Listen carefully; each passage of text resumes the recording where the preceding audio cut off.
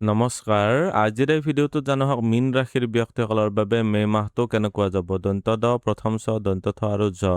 এইকেইটা আখৰেৰে মীন ৰাশিৰ ব্যক্তিসকলৰ নামৰ প্ৰথমটো আখৰ আৰম্ভ হৈছে এই ভিডিঅ'টো চাই যদি ভাল লাগে তেতিয়াহ'লে এইকেইটা আখৰেৰে নাম আৰম্ভ হোৱা ব্যক্তিসকলৰ সৈতে ভিডিঅ'টো শ্বেয়াৰ কৰিবলৈ নাপাহৰিব প্ৰথমতে দেখুৱাই দিছোঁ আপোনালোকৰ স্বাস্থ্যৰ ক্ষেত্ৰত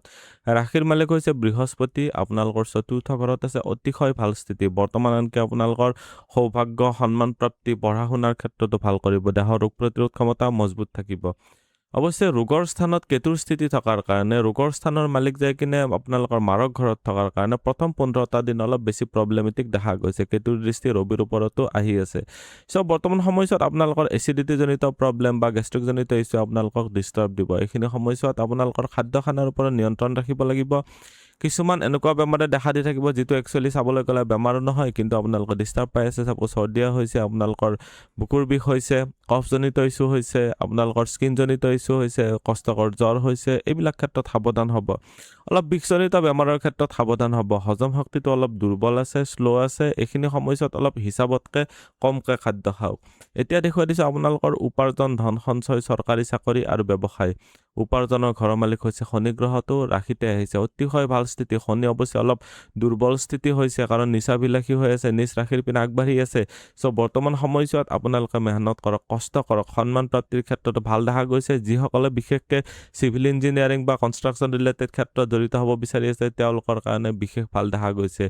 শনিৰ স্থিতি যিহেতু আপোনালোকৰ ইয়াতে দৃষ্টি আহি আছে সপ্তম ঘৰত আপোনালোকৰ ব্যৱসায়ৰ ক্ষেত্ৰতো আকৌ কম যে কনষ্ট্ৰাকশ্যন সম্বন্ধীয় বস্তুৰ ব্যৱসায় শিল বালি ইটা চিমেণ্টৰ ব্যৱসায় বা কাঠমিস্ত্ৰী বা ভূমি বা যাত্ৰা বা ট্ৰেভেল ৰিলেটেড যদি ব্যৱসায় কৰি আছে তেতিয়াহ'লে বৰ্তমান সময়ছোৱাত বেনিফিট লাভ কৰিব পাৰিব অৱশ্যে ব্যৱসায়ত আপোনালোকে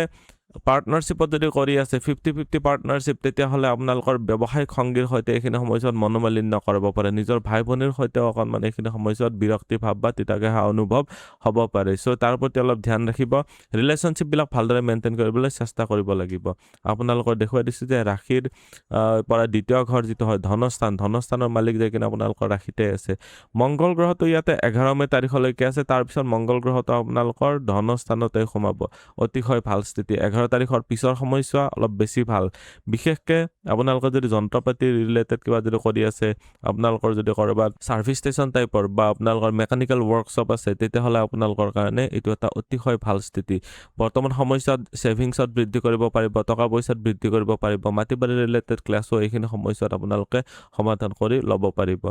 এতিয়া দেখুৱাই দিম আপোনালোকৰ যিহেতু ব্যৱসায়ৰ ঘৰৰ মালিক বুধ গ্ৰহটো যাই কিনে ধনস্থানতে আছে আৰম্ভণিতে 15 তাৰিখলৈকে ৰবিৰ সৈতে বুধাদিত্য যুগ বনাই আছে অতিশয় ভাল স্থিতি 15 তাৰিখৰ পিছত পৰাক্ৰমৰ ঘৰত সোমাব চ' সেইখিনি সময়ছোৱাত আপোনালোকে ব্যৱসায়ত উন্নতিৰ কাৰণে অলপ এক্সট্ৰা মেহনত কৰিব লাগিব এতিয়া দেখুৱাই দিম আপোনালোকৰ ভাগ্য পিতা ধৰ্ম বা গুৰুজনৰ ক্ষেত্ৰত কেনেকুৱা হ'ব ভাগ্যস্থানৰ মালিক হৈছে মংগল গ্ৰহটো আছে আপোনালোকৰ ৰাশিতে তাৰপিছত দ্বিতীয় ঘৰত যাব প্ৰথম 11টা দিন অলপ বেছি ভাল দেখা গৈছে তাৰপিছত অকণমান হ'লেও আপোনালোকৰ ডাউনগ্ৰেডেড হ'ব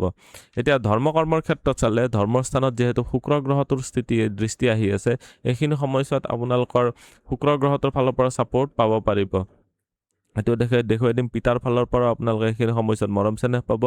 আপোনালোকৰ শুক্ৰ গ্ৰহটোৰ দৃষ্টি ভাগ্যস্থানত আহি আছে 14 মে তাৰিখলৈকে বহুতেই ভাল জুনৰ পৰা বৃহস্পতিৰো দৃষ্টি আহিব চ' অহা সময়খিনি বহুত ভালৰ পিনে গৈ আছে পিতা গুৰুজনৰ পৰা ছাপোৰ্ট ভাগ্যৰ ছাপোৰ্ট ধৰ্ম কৰ্মৰ ক্ষেত্ৰত আপোনালোকৰ এইখিনি সময়ছোৱাত খুবেই ভাল দেখা গৈছে কৰ্মপ্ৰাপ্তিৰ ক্ষেত্ৰত মই আকৌ ক'ম যে আপোনালোকৰ কৰ্মস্থানৰ মালিক যিহেতু বৃহস্পতি হয় ৰাশিৰো মালিক হয় বৃহস্পতি যিহেতু দৃষ্টি দি আছে টিচিং লাইন বা বেংকিং ছেক্টৰৰ যিসকলে চাকৰি পাব বিচাৰি আছে তেওঁলোকৰ কাৰণেও ভাগ্যৰ ফুল ছাপোৰ্ট পাব ভাগ্যৰ কাৰক বৃহস্পতিয়ে দৃষ্টি দি আছে শনিৰো দৃষ্টি আহি আছে যিসকল অলৰেডি কাম কৰি আছে তেওঁলোকৰ নিজৰ মিত্ৰৰ সৈতে বা সহকৰ্মীৰ সৈতে এইখিনি সময়ছোৱাত মনোমালিন্য হ'ব পাৰে তাৰ প্ৰতি ধ্যান ৰাখিব লাগিব প্ৰেম প্ৰসংগ বা বৈবাহিক জীৱনৰ ক্ষেত্ৰত চালে লাভ ৰিলেশ্যনশ্বিপৰ ঘৰত আপোনালোকৰ এইটো ঘৰত মংগলৰ দৃষ্টি আহিব 11 তাৰিখৰ পিছত বাকী কোনো গ্ৰহৰে গোটেইটো মাহ প্ৰভাৱ নাই মাজে মাজে আপোনালোকে চাব যে এইটো ঘৰৰ পৰা দ্বিতীয় ঘৰত যিহেতু কেতু স্থিতি আছে দ্বাদশ ঘৰত যিহেতু কেতুৰ লগতে বৃহস্পতিৰ প্ৰভাৱ আহি আছে মানে কেতু আৰু বৃহস্পতিৰ মধ্যত্বত আছে আপোনালোকৰ প্ৰেমৰ স্থানটো আপোনালোকে ধৰ্ম কৰ্মৰ সৈতে অকণমান জড়িত হওক ধাৰ্মিক হওক এইখিনি সময়ছোৱাত ঈশ্বৰ ভক্তি বা হনুমান চালিচা এনেকুৱা ধৰণৰ সদায় আপোনালোকে মেইনটেইন কৰিব পাৰিলে ভাল হ'ব যিসকল বিবাহিত আছে অকণমান সন্দেহ ভাৱ আহিব পাৰে বহুতৰে আনকি বিচ্ছেদৰ যুগ যাৰ বনি আছে তেওঁলোকৰ কাৰণে বিচ্ছেদৰ কাৰণে এইখিনি সমস্যা বহুতেই ষ্ট্ৰং যুগ দেখা গৈছে এইখিনি সময়ছোৱাত আপোনালোকে এইটো মাহ পাৰ কৰক এইটো মাহ পাৰ কৰিলে ৰিলেশ্যনশ্বিপবিলাক আকৌ ভালৰ পিনে আহিব পাৰিব সাধাৰণ শিক্ষা আৰু উচ্চ শিক্ষাৰ ক্ষেত্ৰত চালে উচ্চ শিক্ষাৰ সাধাৰণ শিক্ষাৰ ক্ষেত্ৰত চালে বৃহস্পতিৰ স্থিতি থকাৰ কাৰণে বৰ্তমান সময়ছোৱাত আপোনালোকৰ মেমৰি পাৱাৰ বহুতেই ষ্ট্ৰং দেখা গৈছে। বৃহস্পতিৰ ফালৰ পৰা আপোনালোকে নিশ্চয় বেনিফিটেড হ'ব পাৰিব। আপোনালোকৰ বৰ্তমান সময়ছোৱাত বৃহস্পতিৰ দৃষ্টি যিহেতু অষ্টম ঘৰতো আহি আছে আৰু দ্বাদশ ঘৰতো আহিছে, দ্বাদশ ঘৰত বৃহস্পতিৰ দৃষ্টি এইখিনি সময়ছোৱাত আপোনালোকৰ কাৰণে ভাল হ'ব। মুঠতে চাবলৈ গ'লে বৃহস্পতিয়ে আপোনালোকৰ শিক্ষা দীক্ষাৰ ক্ষেত্ৰত সহায়ক হ'ব। বৃহস্পতিয়ে অলৰেডি ইয়াতে আগবাঢ়ি গৈ কিনে একদম শেষভাগে পাইছে। চ' বৃহস্পতিৰ দৃষ্টি যেতিয়া আপোনালোকৰ স্থিতি যেতিয়া আপোনালোকৰ বুদ্ধিস্থানত আহিব, উচ্চ শিক্ষাৰ কাৰণে ভাল হ'ব। ফাইনেন্সিয়েল ক্ষেত্ৰত যিসকলে পঢ়ি আছে সেইবিলাক ক্ষেত্ৰতো ভাল ফল লাভ কৰিবলৈ পাৰিব।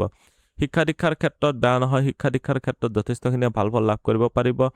এইটোৱে ক'ম যে আপোনালোকে বিবাহৰ কথা আগবঢ়ালে আপোনালোকৰ এইখিনি সময়ছোৱাত অলপ গুপ্ততা বা আপোনালোকৰ গোপনীয়তা মেইনটেইন কৰিব। উচ্চ শিক্ষাৰ ক্ষেত্ৰত বহুতেই ভাল। উচ্চ শিক্ষাৰ ক্ষেত্ৰত মানে সাধাৰণ শিক্ষা বা উচ্চ শিক্ষা দুয়োটা ক্ষেত্ৰতে কৈছোঁ যে বহুতেই ভাল। বৰ্তমান আপোনালোকৰ মগজুৰ স্মৃতিশক্তিও বহুত প্ৰখৰ দেখা গৈছে। উত্তৰ পূব মুখ কৰি পঢ়িব পাৰিলে আপোনালোকৰ কাৰণে আৰু বেছি বেনিফিচিয়েল হ'ব। আজিৰ এই ভিডিঅ'টোত আমি জানিলোঁ মীন ৰাশিৰ ব্যক্তিসকলৰ বাবে মে' মাহটো কেনেকুৱা যাব। ভিডিঅ'টো চাই কেনেকুৱা লাগিল কমেণ্টত নিশ্চয় জনাব। আপুনিও যদি আপোনাৰ বিষয়ে জানিব বিচাৰে তেতিয়াহ'লে হোৱাটছএপত কণ্টেক্ট কৰিব পাৰে। ধন্যবাদ। এইটো ভিডিঅ'ত আগবঢ়োৱা জ্ঞানখিনিৰ পৰা যদি আনৰো উপকাৰ হ'ব ভাবে তেনেহ'লে বন্ধুবৰ্গ, আত্মীয় স্বজন আৰু চিনাকি মানুহৰ সৈতে শ্বেয়াৰো কৰিব। আপোনালোকে নেক্সট ভিডিঅ' কিহৰ ওপৰত চাব বিচাৰে কমেণ্টত জনাব। ধন্যবাদ।